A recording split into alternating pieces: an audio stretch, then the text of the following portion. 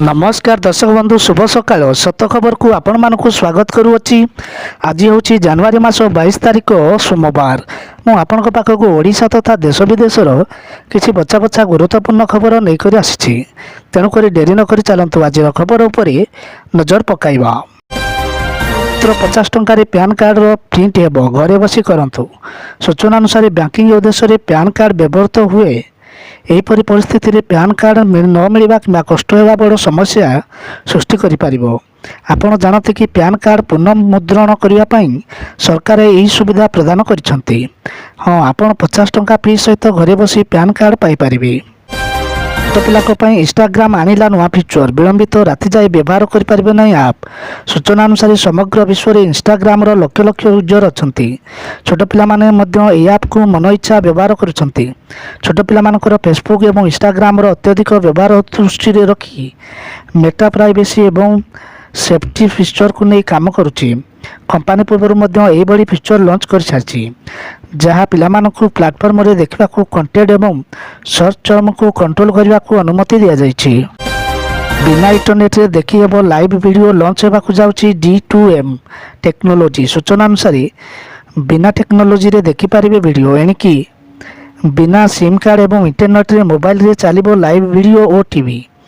यही खबर आपण को आश्चर्य करें किंतु खूब शीघ्र यही सेवा आपण को हाथ पाहांतारे पहुँचब। एने केंद्र सरकार प्रस्तुति आरंभ कर देइछंती। अमेरिकार खुशी खबर कैलिफोर्निया पिला पढ़े हिंदी सरकारी स्कूल विश्व भाषा सामिल।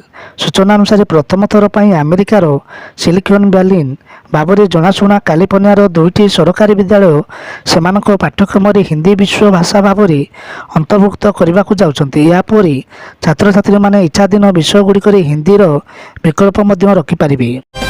एवं आंचलिक पानीपाग विज्ञान केन्द्र जहाँ सूचना मिलुछि गुरुचाप बलय प्रभाव में राज्य में विभिन्न स्थान में वर्षा। बलांगीर में गतकाली राति लगी रही वर्षा। दर्शक बंधु सूचना अनुसार आज राज्य में विभिन्न स्थान में वर्षा होछि। बलांगीर सहर में गतकाली राति वर्षा होछि। आज सकाळु सहर विभिन्न स्थान में वर्षा लगी रही। शीत साग वर्षा जो 2 दिन हेब राज्य में कोहला पाग देखा मिलुछि। ओडिशा उपकूल बंगोपसागर अंचल सक्रिय गुरुचाप बलय प्रभाव में उपकूल ओडिशा समेत उत्तर ओडिशा रे कोहला पाग लगी रही। आसीगला खुशी खबर कमिला पेट्रोल मूल्य। सूचना अनुसार देश में पेट्रोल और डीजेल नुआ मूल्य जारी करा जायछि। प्रमुख सहर गुड़िक पेट्रोल और डीजेल मूल्य परिवर्तन होइछि। किछि सहर में दाम अपरिवर्तित रही। भुवनेश्वर पेट्रोल और डीजेल दाम ह्रास कर रविवार पेट्रोल मूल्य लीटर पिछा 103 टंका 11 पैसा रही बेले डीजेल 94 टंका 68 पैसा रही।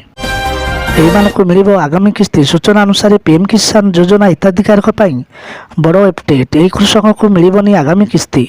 हाँ दर्शक बंधु, कृषक को आर्थिक सहायता जोगाई देवाई केंद्र सरकार पीएम किसान योजना जारी कर वार्षिक 6000 टंका लेखाएं 3टी किस्ती योग्य हिताधिकारी को प्रदान कर केंद्र सरकार।